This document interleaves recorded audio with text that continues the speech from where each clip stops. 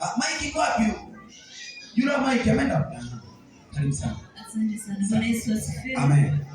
Kabla ya yote namleta mkurugenzi anaitwa Ian Dry Cleaner kutoka pale Mpemba. Hawa wanajishughulisha na masuala ya usafi. Ian atamkabidhi mjomba wake kitu ambacho leo anataka kumpongeza miaka 10, sio mchezo. Kaka Ian, toa pesa mkabidhi mjomba. Huyu ni mkurugenzi wa Ian. Makofi bwana. Mjomba ni yako mama. Mjomba ni mama. Asante. Asante.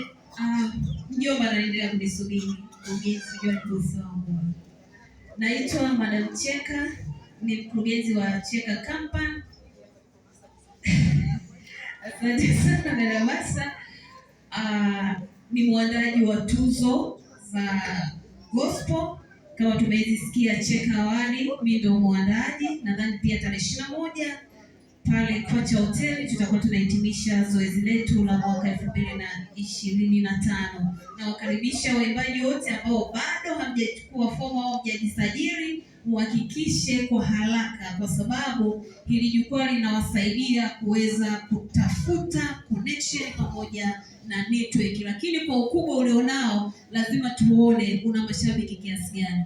Najisikia faraja sana. Mshindi wangu wa mwaka 2024 anafanya jambo kubwa, inamaanisha tuzo alistahili. I'm so proud of you. Na Mungu akubariki. Amen. Kuna ahadi yangu ambayo tayari nilikuwa nimemwahidi, kwa sasa hivi nitakabidhi 50,000, utanipa namba pale.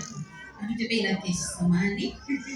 Kwa nitakupa 50,000 afu leo baki mtumishi wa Mungu tutawasiliana ili niweze kumalizia. Lakini mimi nakupongeza sana. Mungu akubariki.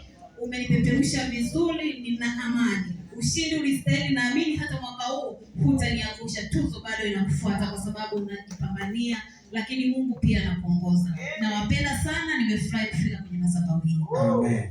Hivi kipengele tayari umeshaongea. Asante. Sasa wewe wakati mnathibitisha sasa kaeni pale pembeni, muda wangu ni mdogo. Utaniambia nithibitisha shingapi. Asante.